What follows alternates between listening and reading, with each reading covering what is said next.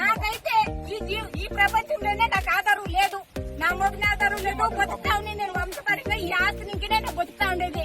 నేను మాత్రం భూమిని బతికేదు చచ్చింది ఆస్తి పోయి మోగులు లేకుండా ఏమీ లేకుండా నేను ఎట్లా బతికేది?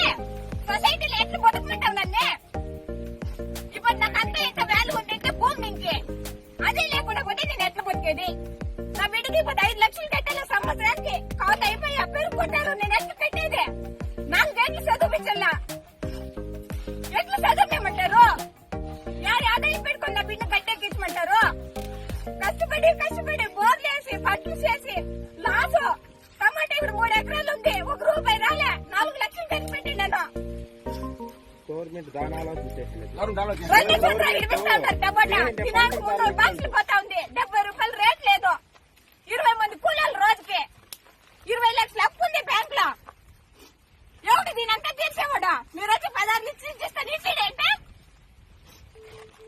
అది ఏమో 16 లక్షలు కూడా నీకు చెప్పారు, నాకు చెప్పారు, నీకు చెప్పారు. ఒకరికి 16 లక్షలు మీరు ఇచ్చిపోతే మీకేం హెల్త్ అనేది? ఎందుకు సార్ మీకు అంత ఇబ్బంది? మా ప్రాణాలు ఉంటేనే కదా మేము అడుగుతాము, లేకపోతే అడిగేది కదా. ఇప్పుడు ఇంత చెప్పేసి ఎవరు సార్ అడుగుతారు? ఎవరిని అడిగేది కదా, పోయేస్తారు కదా.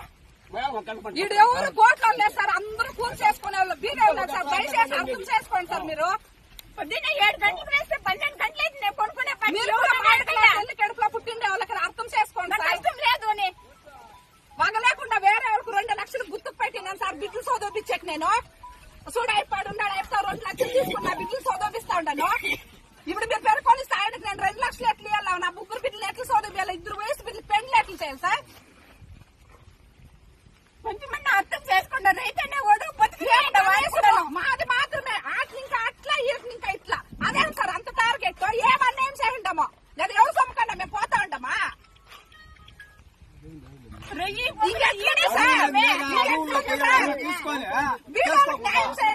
గవర్నమెంట్ ఆఫీసర్ కదా, బీదోళ్ళకి న్యాయం చేయండి.